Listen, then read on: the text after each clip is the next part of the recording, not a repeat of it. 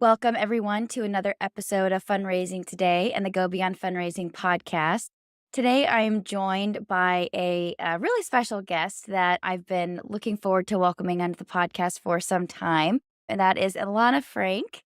Elana, welcome to the show. Thank you for having me. Yeah. Elana, you are the founder of the nonprofit organization Jewish Fertility Foundation. Before we get started, I'd love to learn a little bit more about you and the story about how you came to found JFF. Awesome. Thank you. So, like many of us in this infertility nonprofit space, it's personal for me. I have three kids born from various fertility treatments.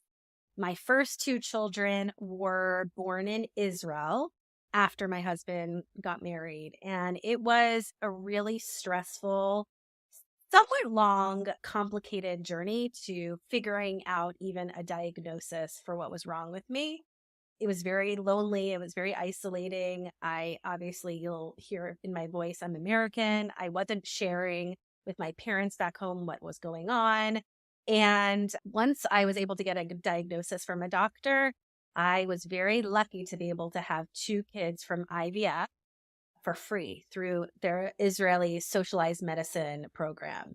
And when I came back to America, is when I understood. First of all, it was a lot easier to talk about what I had gone through when I had two little babies with me. I was on the other side, and I understood how expensive fertility treatments are in America. And our government doesn't provide socialized medicine. So there is an exorbitant amount of money that people are spending on treatments. And insurance is not mandated to cover any pieces of it in America. So I was still on my journey. It took me another 5 years to have my third child through embryo donation. And during that time, 9 years ago, is when I had the idea, let's help people so that they don't have to go through what I went through. And so our organization was inspired by wanting to help start off paying for fertility treatments. And once I brought a group of really amazing founding board members to the table, we understood it wasn't about the money. It was also about the emotional support and education that really completes the full package of our offerings. That's such an amazing journey that you went through. And I love that your instinct after going through all of this was to try to make these treatments more accessible to more people. In starting a nonprofit, had you had any prior experience working in the nonprofit space or doing any kind of fundraising on your own? What was your background there when you decided you wanted to start your own nonprofit? So that's a good question. And now I see a lot of others who have a really great idea, but don't really know where to start. So luckily, I had already come from the nonprofit space. I have a master's degree in nonprofit management. I had previously, previously worked in New York in a community organizing nonprofit, which really gave me the backbones to understanding how to build, how to bring people together, and bringing people together around a certain cause was really what we were doing in New York. When I lived in Israel, I was straight up a fundraiser for another great cause. Different than this, it was for an immigrant youth village, but raising money around a complicated issue was something that I understood well. I can't say 9 years ago when I had this idea that I knew all the ins and outs, but I knew enough to ask questions, to get help, and really be able to rally people behind me with the idea and then figured out a lot of it along the way.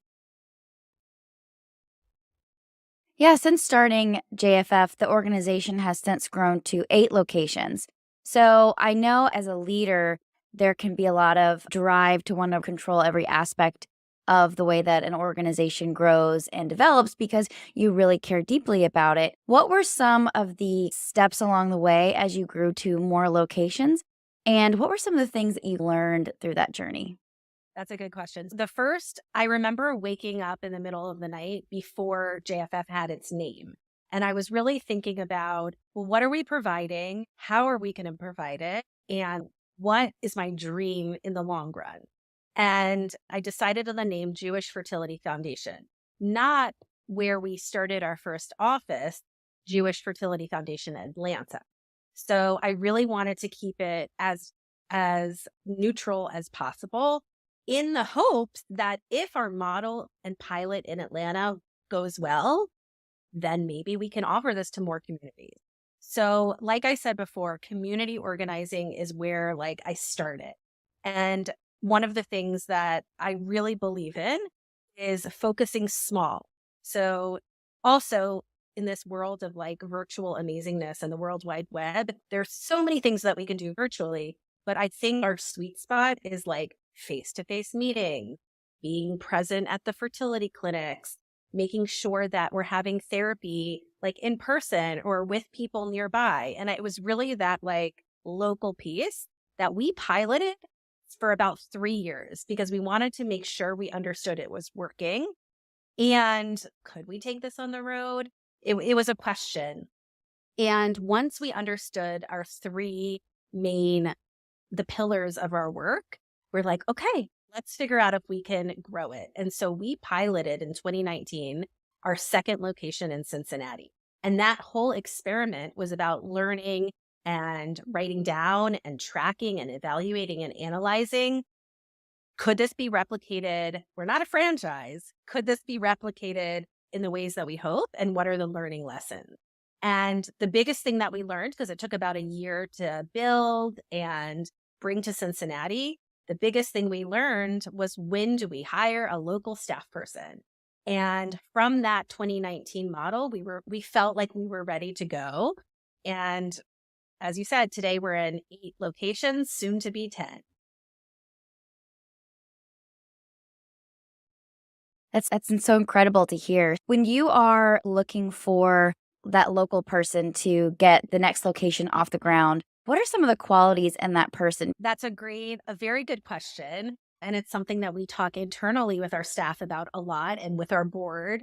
Before we even meet that person or begin to put a job description out, there's about a year-long process going on in the new location with an exploratory committee, with people who are raising initial capital locally, really working with our local lay leaders and volunteers to get the city up and running. So we already have ins into the city. We're not looking to ever be an organization that like comes and says, we're here, we're planting our flag here. There's a lot of homework that's done prior. So by the time we're looking for that local manager, number one, there are a lot of people in the community who are like, I know the perfect person. But what is that perfect person? What we like to say, it's really somebody who has the ability to be a connector. So they're connecting with a lot of people. They have to be very organized. They have to be a self-starter, almost like a mini CFO or CEO, because they have to have a lot of different abilities and traits. They have to be entrepreneurial, like a go-getter, okay walking into a fertility clinic and saying, hi, my name is whatever. We are ready to partner and work with you. And at the same time, be able to table at a community festival and say, Jewish Fertility Foundation is here for you. Would you like to volunteer? These are our services. Do you need help? And they're also like on the back end doing a lot of organizational management around coordinating support groups, making sure that they're marketing to the clients so that they understand who's coming. It's really like a multifaceted type of personality, which isn't easy to find. But we do notice that people who have a connection to this cause, whether they're already a parent or they themselves have gone through infertility, they have that empathy to be able to work. Those are some of our best employees. What are some things that you've learned in the fundraising side of things, especially in expanding JFF to other locations? That's a great question. So we actually had an incident trying to open up our Detroit office, which is our most recent office. And first of all, COVID, we didn't see any fundraising significant issues. We really shifted very quickly to virtual everything. And so it was a great time of growth for our organization and fundraising. What was more challenging more recently was what's going on in Israel after October 7th. And I think it was that week I was supposed to go to Detroit face to face for a parlor meeting with, I think we were going to have 40 something women who were eager and excited to learn about potentially investing in our cause. And back and forth, do we cancel this? How insensitive? These are the target audience who are already going to be invested in Israel and making sure that the well-being of families and children in Israel are okay, and really going back and forth. And I remember talking to our local leadership, our board, and saying, what do you think? I got a lot of buy-in. And then I adjusted my expectations. I said, you know what? We are going to keep on going. I'm going to go there and talk with them. But maybe we're not going to be able to raise money. Let's be realistic. Maybe it'll be half of the people that we expected to turn up. In the end, I learned in this particular instance and the months following still today is that people can, like, they're remarkable. People can be able to hold space for one cause while also wanting to contribute to others, both themselves as volunteers and as donors. And they said that to us. They said, listen, we've already donated to Israel. Please let us we'd love to learn about another amazing cause, especially now. And it was interesting because I think we had 40 something RSVP and we had over 50 women attend, which is usually not the case in these type of parlor meetings. But I learned in hard times, people really do want to be with one another, connect, and give back. And also refining your message, training your volunteers on what to say and perhaps what you might not be good right at this time to say. I think that those were all lessons that we learned. Is there anything else that you've learned through this journey as a leader that you would pass on to anyone else who is standing at the helm of a nonprofit and is facing some similar challenges that you faced? Yes. Number one, development. So even though you're now at the top of your organization, I've been here 9 years and I am learning every single day about myself. And I wouldn't be where I am today without my coach. I recommend every single leader get a professional coach. They're not your therapist. They're not your friend. They are there to call you out. They're there to build you up. And I think that has been one of the most important pieces. I also love fellowships. They're in the Jewish communal space. There are really amazing opportunities to learn from peers, to learn from leaders in the community. I enjoy every second of it. It's something that has really helped me. I think one of the most important lessons I'm learning still today and always is, as a founder and a CEO, you want to go in a million directions at one time. And for me, when I'm not being present and focusing on the task at hand, I tend to seem a little scattered. And that is not a great sign for the people your donors, for your board. You want to continue to be very strategic. And for me, if I'm not focusing and being present, I can seem a little frenzied. Give yourself grace and work with your coach is what my number one recommendation would be. I love that you brought that up because as a leader and someone who's super ambitious and passionate about your cause, it can be very easy to be very painfully aware of what your weaknesses as a leader are and to hyper focus on them to the detriment of being able to grow and lead the organization. One, I'm curious if you experienced wrestling with some of those things and how you came out of it.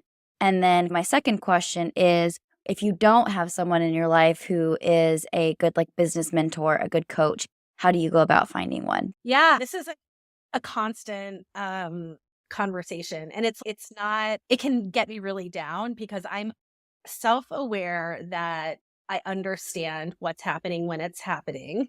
I'll give you an example. Last week, I was traveling. I had a lot of deadlines for grant proposals.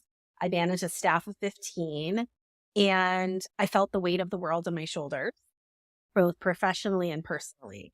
And I'm still running an organization. I knew it. I needed to respond to somebody on my board with the list of questions that they were asking. And I should have taken a beat and said, hold on, I can't do this right now. Let me get to it next week. It would have been fine. But I felt that pressure. And as a response, my answer seemed like kooky and weird and crazy because I felt like I needed to get it out instead of communicating positive, like what was going on. And it makes me seem, the word is frenetic. So I've been working with my coach. This is not like a new issue. It happens in my marriage. It's like my personality, right? I want to do a million things at once and I have to slow down.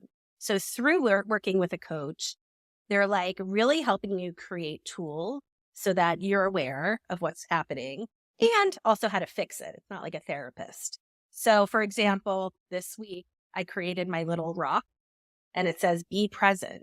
If I'm not present, I appear frenetic, which is kooky and crazy. So I have to slow down.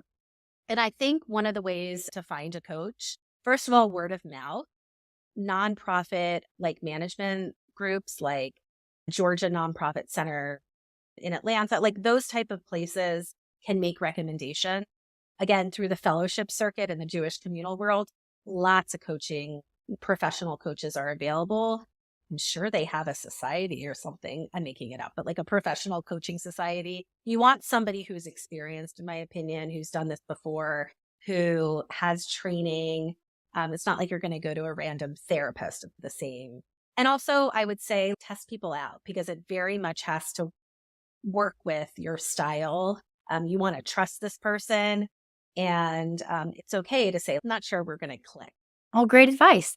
So, looking ahead, what are some of the goals and aspirations that you have for the future of JFF and any other goals that you have as a nonprofit leader? Yeah. So right now we are on track to open up 1 to 3 new locations annually. Scaling has been on our mind, of course, for the past couple of years.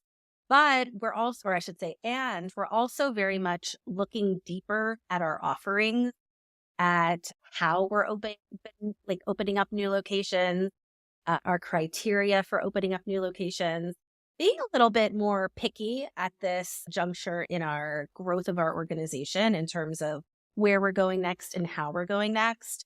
And then I would say most importantly, right now we are preparing for our 10th anniversary. We're going to have a big event January of next year, and it takes about a year to plan an event like this. So we're hoping to raise $1 million in order to continue building out our infrastructure and programming and being able to go deeper with our service offerings. Congratulations on that anniversary. Thank you. Is there anything else that you would want to share with someone who is sitting in your seat? Like looking back, if you had done anything differently, what would you have done? Ooh, that's a good question that you didn't prep me for. That's a very good question. I think, I think going back to the me, like the CEO and the founder, is really giving myself permission to not have to do it all at once. I think that from day one to today, I've grown as a human and a leader. And knowing that I wish I knew back then what I know today, that there are going to be a group of amazing, talented staff people who are my partners, amazing local volunteers, and a supportive board of directors. If I could see how it turned out 9 years later, I think it would have been a lot less lonely because I am surrounded by amazing human beings who all share the same desire to grow this organization and really be able to be helpful of people who are experiencing infertility. Elana, thank you so much for joining us today. I really enjoyed today's conversation and congrats again on coming up on that 10-year anniversary. And I hope that you go far beyond and exceed that $1 million goal and get to open up more locations to help more women who are struggling with infertility. Appreciate it. Thanks for having me.